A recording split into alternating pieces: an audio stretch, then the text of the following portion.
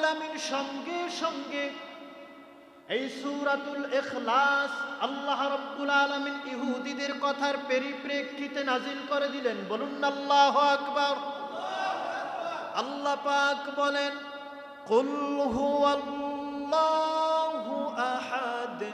আল্লাহ রাব্বুল আলামিন সঙ্গে সঙ্গে তার হাবিবকে ওহীর ভাষায় বলে দিলেন, ও আমার প্রিয় হাবিব, আপনি ওই লোকদেরকে জানিয়ে দেন, আপনি সকলের জন্য জানিয়ে দেন, তিনি আল্লাহ, যিনি এক, যিনি অদ্বিতীয়, যার আর দ্বিতীয় কোনো শরীক নাই। বলুন না সুবহানাল্লাহ। এরপরে আল্লাহ রাব্বুল আলামিন বললেন আল্লাহুস সামাদ। আল্লাহ রাব্বুল আলামিন অমুখাপেক্ষী, কারো মুখাপেক্ষী নন। এরপরের আয়াতে আল্লাহ রাব্বুল আলামিন বললেন লাম ইয়ালিদ ওয়া লাম ইউলাদ।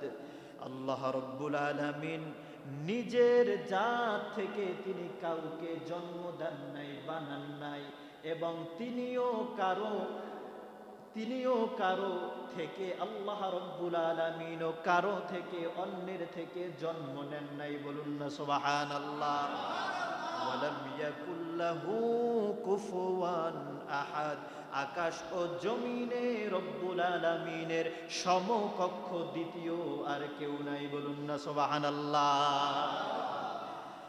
অন্য তাফসীরের মধ্যে আরেকটি কারণ এসেছে, কাফেরদের একটি দল আল্লাহর হাবিবের চাচা আবু তালেবের কাছে গিয়ে বলল, আবু তালেব, তোমার ভাতিজা মুহাম্মদ সাল্লাল্লাহু আলাইহি ওয়াসাল্লামকে আমরা যেই প্রস্তাবটা তোমার কাছে উপস্থাপন করব, এই প্রস্তাবটা তুমি গিয়ে মুহাম্মাদের কাছে পৌঁছে দিবে। আমাদের প্রস্তাব কি? আমাদের প্রস্তাব হচ্ছে তোমার ভাতিজা মুহাম্মদ যেন এই মক্কায় আল্লাহ তাআলার কালেমার দাওয়াত আর না দেয়, বন্ধ করে দেয়। বলুন না নাউজুবিল্লাহ। কাফির মুশরিকরা রাসূলুল্লাহর চাচার কাছে গিয়ে বলল, তাকে নিষেধ করে দিবা, তিনি যেন আর কালেমার দাওয়াত, তার রবের দাওয়াত এই মক্কায় আর না দেয়। এরপরেই তারা সঙ্গে সঙ্গে বলল, বিনিময়ে মুহাম্মদ যা চাইবে আমরা তাই তাদেরকে দিব।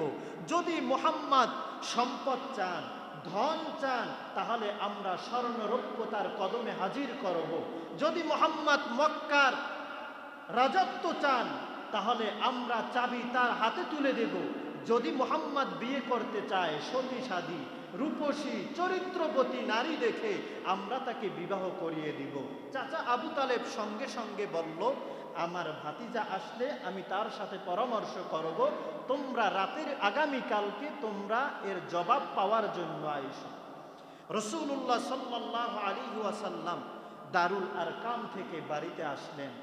চাচা আবু তালিব রাসূলুল্লাহকে দেখে বললেন, মক্কার কাফের মুশরিকরা তোমাকে একটি প্রস্তাব দিয়েছে, তুমি যদি ইসলামের দাওয়াত, কালিমার দাওয়াতকে যদি তুমি বন্ধ করে দাও, তুমি যা চাইবা এর বিনিময়ে তুমি ধন সম্পদ চাও, তোমাকে ধন সম্পদ দিবে।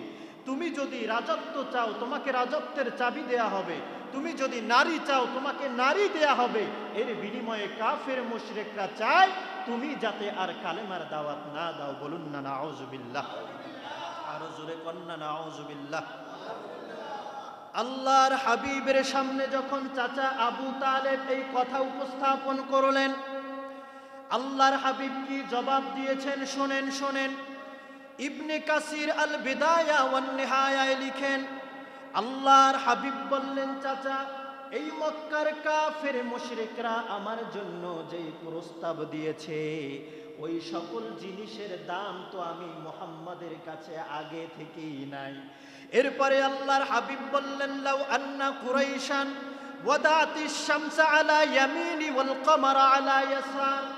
আল্লাহর হাবিব সঙ্গে সঙ্গে তার চাচাকে বলল, চাচা, আপনি কুরাইশদেরকে জানায়া দিবেন, মক্কার কাফের মুশরিকরা যদি ওই আকাশের সূর্যটা এনে আমি মুহাম্মাদের ডান হাতে দেয়, এবং ওই আকাশের পূর্ণিমার চাঁদ যদি এনে আমি মুহাম্মদুর রাসূলুল্লাহর বাম হাতে দেয়, এর পরেও আমি মুহাম্মদ এই কালেমার দাওয়াত, আল্লাহর দ্বীনের কালেমা কখনো ছাড়ব না। বলুন না সুবহানাল্লাহ। চাচা, আপনি জানিয়ে দিবেন, তারা যদি আমার এক হাতে সূর্য এনে দেয়, আরেক হাতে যদি চন্দ্র চাঁদ এনে দেয়, ধন সম্পদ নারী তো দূরের কথা, চাঁদ সূর্যও যদি আমার হাতে এনে দেয়, আপনি তাদেরকে জানিয়ে দিবেন মুহাম্মদ এর পরেও দ্বীনের দাওয়াত, কালেমার দাওয়াত বন্ধ করবে না। বলুন না সুবহানাল্লাহ। আরো জোরে বলুন না সুবহানাল্লাহ। এর পরিপ্রেক্ষিতে যখন রাসূলুল্লাহ এই জবাব দিলেন, আল্লাহ পাক এত খুশি হয়ে গেলেন, আল্লাহ পাক সঙ্গে সঙ্গে এই সূরাতুল ইখলাস নাজিল করে তার আপন হাবিব মুহাম্মদ সাল্লাল্লাহু আলাইহি ওয়াসাল্লামকে পুরস্কৃত করলেন। বলুন না সুবহানাল্লাহ। আরো জোরে কোন সুবহানাল্লাহ। তাহলে দুইটা কারণ আমরা জানতে পারলাম সূরাতুল ইখলাস আল্লাহ তাআলা কেন নাজিল করেছেন। এরপরে আসি সূরাতুল ইখলাসের ফজিলত কি।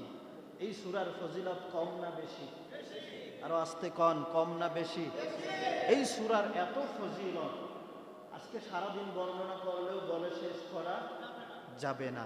আল্লাহর হাবিব সাল্লাল্লাহু আলাইহি ওয়াসাল্লাম বললেন, মান ক্বরাআ কুল হুয়াল্লাহু আহাদ আহাদা আশারা মাররাত বানাল্লাহু লাহু কসরান ফিল জান্নাহ। আওয়াজ এক করে পড়ুন আল্লাহু আকবার। আল্লাহর হাবিব বললেন, যে ব্যক্তি দৈনিক 10 বার সূরাতুল ইখলাস তথা কুল হুয়াল্লাহু আহাদ এই সূরা তেলাওয়াত করবে, কয়বার? আরো জোরে কোন, কয়বার? 10 বার যে ব্যক্তি তেলাওয়াত করবে, বানাল্লাহু লাহু কসরান ফিল জান্নাহ, আল্লাহ তাআলা ওই ব্যক্তির জন্য জান্নাতের মধ্যে একটি নূরের চমক তৈরি করে দিবেন। এরপরে আল্লাহর হাবিব সাল্লাল্লাহু আলাইহি ওয়াসাল্লাম বললেন, ওয়ামান ক্বরাআহা 20 মাররাহ, যে ব্যক্তি দৈনিক 20 বার সূরাতুল ইখলাস তেলাওয়াত করবে, কয়বার? 20 বার সূরাতুল ইখলাস তেলাওয়াত করবে, বানাল্লাহু লাহু কসরাইনি ফিল জান্নাহ, আল্লাহ রব্বুল আলামিন জান্নাতের মধ্যে ওই ব্যক্তির জন্য 2টা নূরের চমক তৈরি করে দিবে।